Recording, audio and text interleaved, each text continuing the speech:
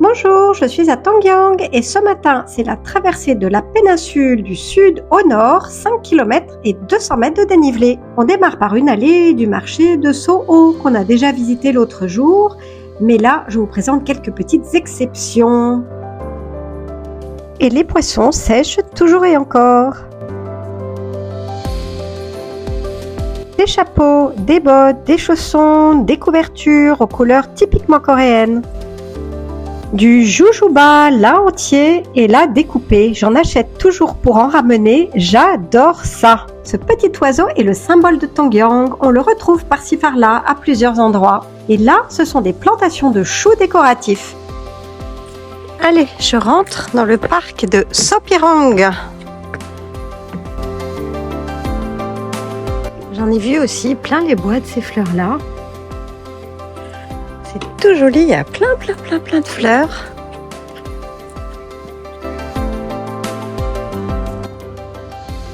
Des petits escaliers en corne et un petit chat à qui je viens de faire peur.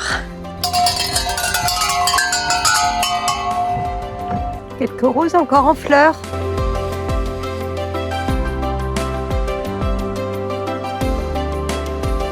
Et maintenant le making-of. En fait, il y a une grande vitre de l'autre côté qui montre la belle vue. Ouf, ce côté-là est ouvert. L'autre côté était fermé pour travaux. J'ai fait le tour de la montagne et tout va bien. Eh bien, apparemment, les deux mènent là où je veux aller. Mais là, il y a des escaliers. Alors, je vais prendre les escaliers. Un espèce de bambou, comme on en trouve beaucoup dans les montagnes. Ouh, le joli bateau! Donc voilà, initialement je voulais arriver par là, mais en fait plus bas, ils sont en train de faire le sentier à neuf. Bon, on comprend pourquoi, parce que là c'est un petit peu cassé quand même. Hein. Bon, allons voir ce bateau de plus près. Je suis le capitaine du navire. Oui, je sais, j'ai une âme d'enfant, mais regardez, on a quand même vraiment l'impression d'être au-dessus de l'eau et regardez cette vue depuis le navire. Il y a de belles couleurs d'automne dans ce parc. J'arrive à mon premier point de vue et regardez, il y a le deuxième point de vue en visu là-haut. La configuration de Tongyang en 1872.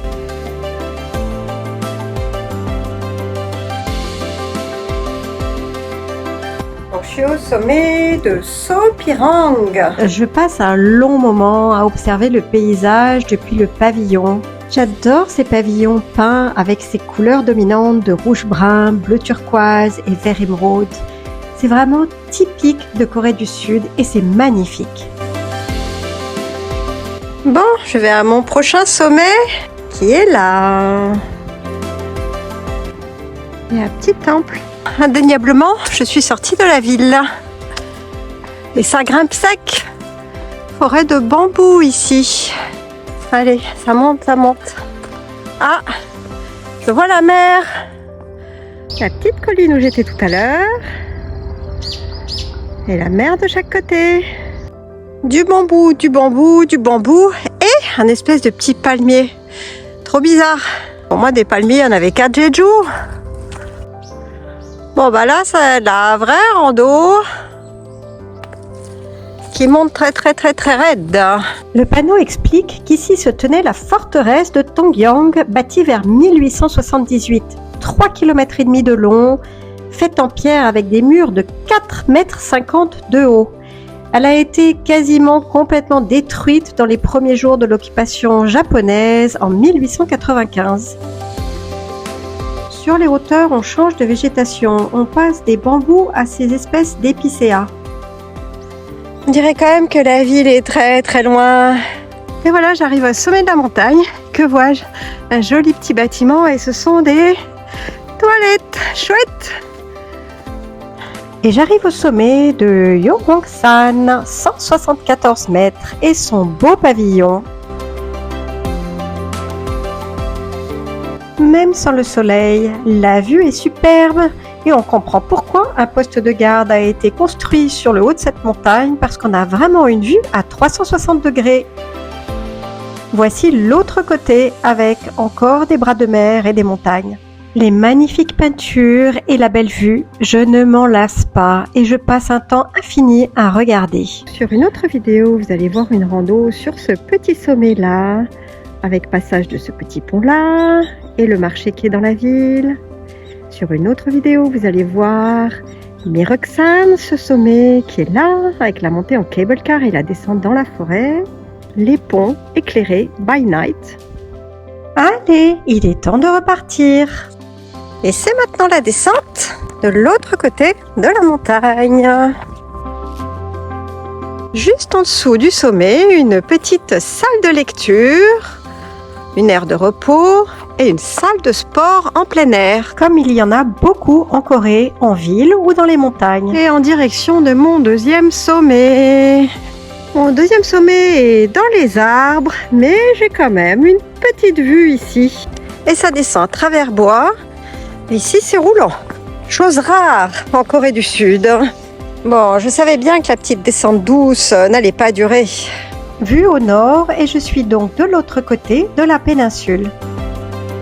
C'est pas du tout le même type d'arbre de ce côté-là que de l'autre côté où il y avait des bambous et puis des espèces de conifères. Là, ils ont déjà perdu leurs feuilles, les arbres ici.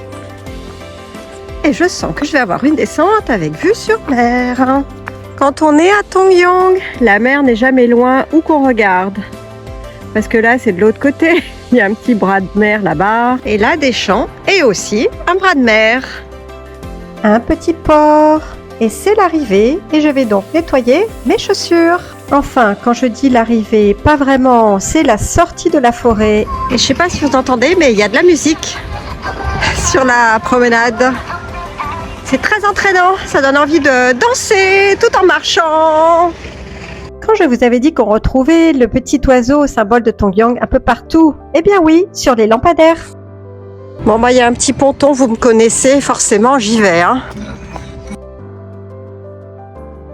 J'admire une dernière fois la mer et c'est ainsi que se termine cette rando. Je n'ai plus qu'à reprendre le bus pour rentrer à mon hôtel.